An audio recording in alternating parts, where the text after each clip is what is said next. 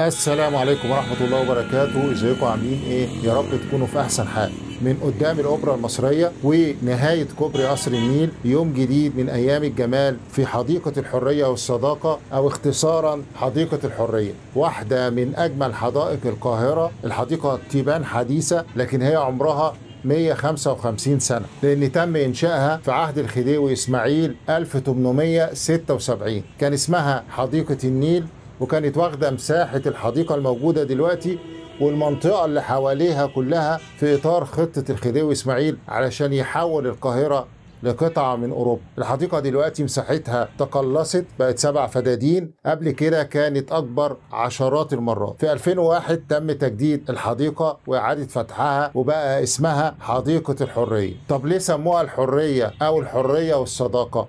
ما كان اسم النيل جميل وحلو. علشان الحديقة حطوا فيها تماثيل لرموز الحرية في العالم. هنشوف جوه تماثيل لشخصيات مصرية ولشخصيات من دول صديقة، قادة ومؤثرين في بلادهم، ومن هنا جت تسمية الحرية والصداقة. حديقة جميلة عبارة عن متحف مفتوح، بنسميها حديقة متحفية. أعلام الثقافة والفكر تماثيلهم موجودة وسط أحواض الزهور الملونة، زي ما يكون عايزين يقولوا زي ما الزهور بتشع جمال وبهجة في المكان، الناس دي هي كمان بتشع جمال الفكر والثقافة والحرية في العالم. سعر دخول الحديقة 12 جنيه. الحديقة بتتميز بوجود عدد من الأشجار المعمرة النادرة، وتصميمها فيه سيمترية، تبقى مقسومة نصين. الناحية اليمين بتشبه الناحية الشمال، وفي النص بنلاقي فيه ممشى جميل محاط بأشجار النخيل الملكي الفخم الفاخر.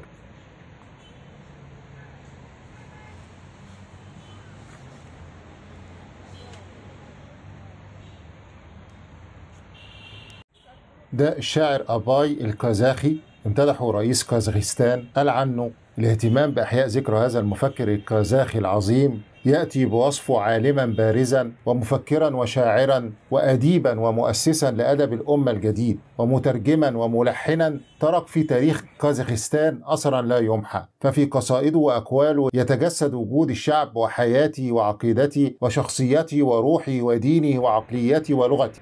تخيل لما رئيس بلدك يقول عنك الكلام ده.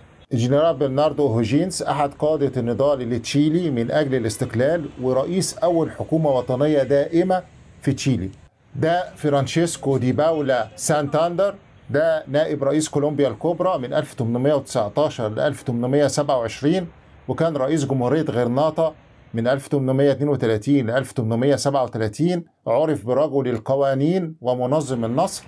توفى 1840 في غرناطة الجديدة. ده خوسيه ألوي الفارو ديلجرادو، ده كان رئيس لجمهورية الإكوادور مرتين من 1897 ل 1901 ومن 1906 ل 1911.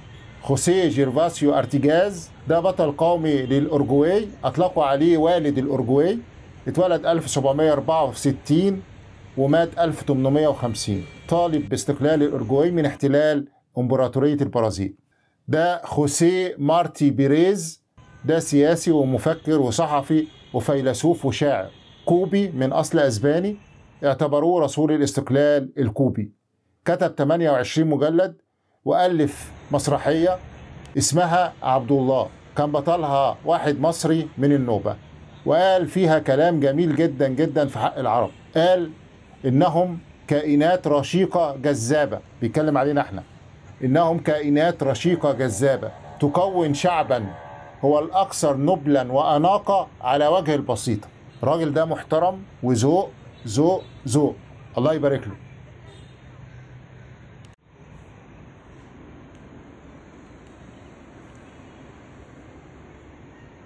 الزعيم هوجو تشافيز ده مناضل لم يكل في سبيل وحدة أمريكا اللاتينية وسيادة العدل في العالم. كان الصديق المخلص لقضية الأمة العربية، ورئيس جمهورية فنزويلا البولفارية من 1999 ل 2013.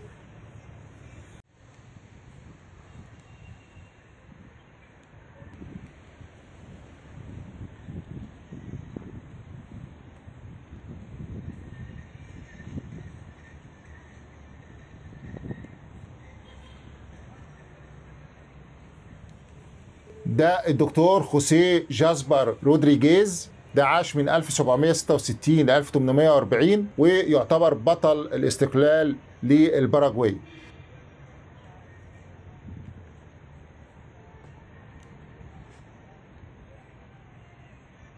ده الشاعر الروسي العظيم رسول حمزاتوف، عاش من 1923 ل 2003 ومات في موسكو. أبوه كان شاعر معروف برضه اسمه حمزة، وسمى ابنه رسول تيمنا باسم الرسول سيدنا محمد صلى الله عليه وسلم. خد جوائز كتير جدا، أهمها جائزة أفضل شاعر في القرن العشرين الدولية. ده الشاعر والأديب الروسي ألكسندر بوشكين، ده الأب الروحي للأدب الروسي، بيعتبره كثيرون الشاعر الروسي الأعظم ومؤسس الأدب الروسي الحديث.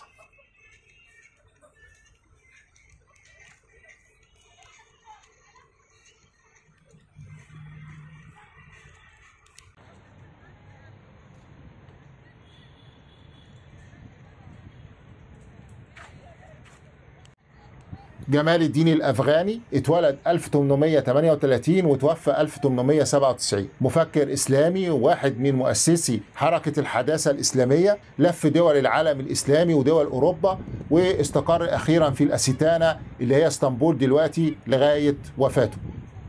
في لسه شوية تماثيل لشخصيات مصرية عظيمة، بس هنشوف الحديقة نفسها وبعدين نكمل. جوه الحديقة في كذا مدخل لمترو الأنفاق، طبعا مداخل مقفولة. الحديقة موجودة جنب محطة الأوبرا. غير كراسي الحديقة الموجودة في كل حتة، في كراسي وسط الخضرة للكافيتيريا. هنشوف الكافيتيريا دلوقتي اسمها واحد عمر، أسعارها معقولة إلى حد ما وقعداتها حلوة، لكن ممكن تقعد على الخضرة، تجيب معاك أكل شرب اللي انت عايزه، مفيش أي مشكلة. الحديقة مش شايفة النيل، لكن بينك وبين النيل شارع 4 متر. حوالينا فندق سيفوتيل وكوبري قصر النيل، البرج وفندق النيفوتيل والأوبرا، وقصادك الناحية التانية حديقة الجزيرة كنا عملناها، هتطلع في دايرة الآي، تعدي بس الشارع. حديقة الجزيرة فيها مرسى للمراكب، لو عايز تاخد مركب ممكن تقف على كوبري قصر النيل قبل ما تدخل حديقة الحرية أو بعد ما تخرج منها. المكان خرافي وفي أحلى مكان في مصر. هتلاقوا في القناة سلسلة اسمها حدائق ومنتزهات،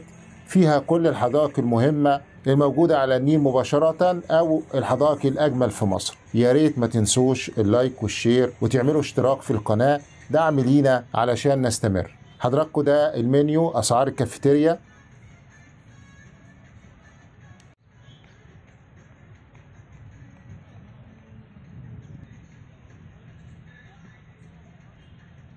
ده طلعت حرب، الاقتصادي والمفكر المصري العظيم، عضو مجلس الشيوخ ومؤسس بنك مصر، أبو الاقتصاد المصري. عمل على تحرير الاقتصاد من التبعية الأجنبية، وأسس شركات عملاقة كانت كلها تحمل اسم مصر، زي شركة مصر للغزل والنسيج، وشركة مصر للطيران، وشركة مصر للتأمين، وشركة مصر للمناجم والمحاجر، وشركة مصر لصناعة وتكرير البترول، وشركة مصر للسياحة، واستوديو مصر وغيرها.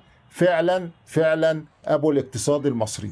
شاعر النيل حافظ إبراهيم، اتولد في محافظة أسيوط 1872 وتوفى 1932. أمير الشعراء أحمد شوقي هو من لقبه بشاعر النيل وشاعر الشعب. اتولد جوه سفينة كانت راسية على شط النيل قدام مركز ديروت بأسيوط. أبوه كان مصري وأمه كانت تركية، وكان أعجوبة زمانه في الشعر رحمه الله. قال عنه خليل مطران: حافظ إبراهيم أشبه بالوعاء، يتلقى الوحي من شعور الأمة وأحاسيسها ومؤثراتها، فيضع ذلك في نفسه، فيمتزج ذلك كله بشعوره وإحساسه، فيأتي من القول المؤثر المتدفق بالشعور الذي يحس كل مواطن أنه صدى لما في نفسه.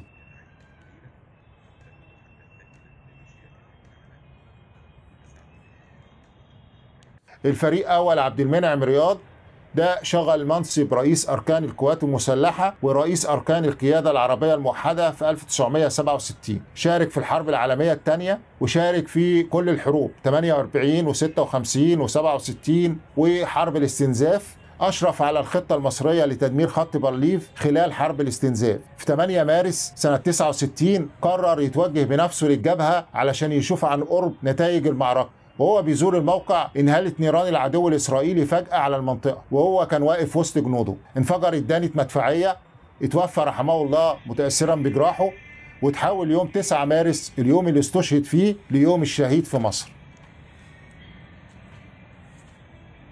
أمير الشعراء أحمد شوقي اتولد 1868 وتوفى 1932، بيعتبر أعظم شعراء العربية في العصور الحديثة. في 1927 بايع شعراء العرب كافة، كل شعراء العرب، أحمد شوقي أميرا للشعراء. من أعماله مسرحيات مسرح كليوباترا وقمبيز ومسرحية مجنون ليلى وعلي بيك الكبير. ده عمنا غاندي السياسي والزعيم الروحي للهند خلال حركة استقلال الهند، كان رائد للساتيا غيراها. ساتيا غيراها دي هي مقاومة الاستبداد من خلال العصيان المدني الشامل. غاندي معروف في جميع أنحاء العالم باسم المهاتما غاندي. المهاتما معناها الروح العظيمة. عيد ميلاده 2 أكتوبر عطلة رسمية في الهند، وعالميا 2 أكتوبر هو اليوم الدولي للا عنف. كان بياكل أكل نباتي وبيصوم معظم الوقت. في النهاية مكان جميل وممتع وموجود في مكان استراتيجي، حواليك أحلى وأجمل الأماكن في مصر. يا رب الفيديو يكون عجبكم. شكرا لحضراتكم، طيب المتابعة، والسلام عليكم ورحمة الله وبركاته.